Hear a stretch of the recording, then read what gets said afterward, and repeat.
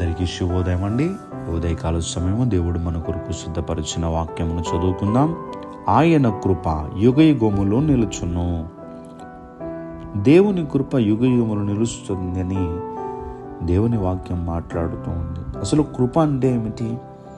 కృప అనగా అర్హత లేని వ్యక్తికి అర్హతనివ్వటమే కృప. ఆదికాండంలో నోవాహును గూర్చి దేవుని దృష్టికి నోవాహు కృపనొందినవాడాయను అనేటువంటి మాటను మనం చదువుతున్నామండి. దేవుని కృప ఎంతో విలువైనది. కీర్తనకారుడు 36వ కీర్తన 7వ వచనంలో దేవా నీ కృప ఎంతో అమూల్యమైనది అంటూ ఉన్నాడు. దేవుని కృప ఎంతో అమూల్యమైనది అంటే అది చాలా విలువైనదని భక్తుని యొక్క నోట మనం వింటూ ఉన్నాం. అంత విలువైనటువంటి కృప దేవుడు మన ఎడల చూపిస్తున్నందుకు మనం ఎంత ధన్యులమో కదండి. ఒక సందర్భాన్ని మీ ముందుకు తీసుకురావాలనుకుంటూ ఉన్నాను. హిజ్కియా భక్తునికి మరణకరమైనటువంటి రోగము కలిగినప్పుడు దేవుడు యెషయా గారితో మాట్లాడి, యెషయా నువ్వు వెళ్ళి ఇలా చెప్పు, ఇల్లు చక్కబెట్టుకోమని అని హిజ్కియా గారికి వార్త పంపించారు. అప్పుడు యెషయా భక్తుడు వెళ్ళి ఇల్లు చక్క పెట్టుకో అని యెషయా భక్తుడు హిజ్కియా గారితో చెప్పినప్పుడు వెంటనే ఆ మాట వినినటువంటి హిజ్కియా గారు ప్రార్థన చేస్తూ ఉన్నారు. ఏమని ప్రార్థన చేస్తున్నారంటే, ఆయన యెహోవా యథార్థ హృదయుడనై సత్యముతో నీ సన్నిధిని నేనెట్లు నడుచుకుంటునో నీ దృష్టికి అనుకూలముగా సమస్తమును నేనెట్లు జరిగించుతునో కృపతో జ్ఞాపకము చేసుకొనమని హిజ్కియా కన్నీళ్లు విడుచుచు యెహోవాను ప్రార్థింపగా.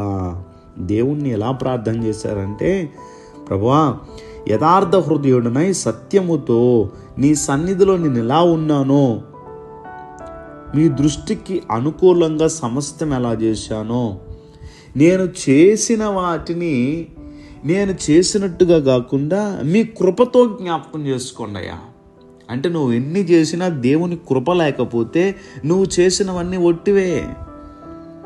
నేను చేశాను, కానీ నేను చేసిన వాటిని బట్టి కాదు, నేను చేసినవి నువ్వు అంగీకరించాలంటే అవి కృపతో జ్ఞాపకం చేసుకోండి. దేవుని బిడ్డలారా, దేవుని కృప అంత విలువ. అందుకనే దేవుడు వెంటనే హిజ్కియా ప్రార్థన విని, నేను ఎలా నీ సన్నిధిలో చేశాను, ఇవన్నీ చేశాను కదా ప్రభా, నీకోసం జీవించాను కదా, నీకోసం ఎన్నో చేశాను కదా, ఎందుకు నాకు ఈ రోగం పెట్టావు, నన్ను ఇలా చేసావు అని అడగట్లే. ప్రభువా మీ కృపతో మీ కృప లేకపోతే నేను చేసినవన్నీ కూడా ఒట్టివే.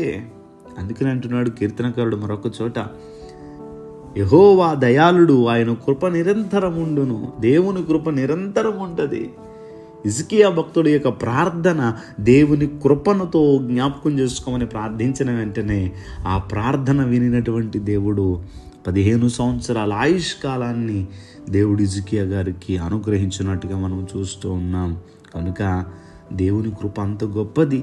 ఆ కృపలో మనము నిలిచి ఉండాలి. దేవుని కృపను వ్యర్థము చేయకూడదు.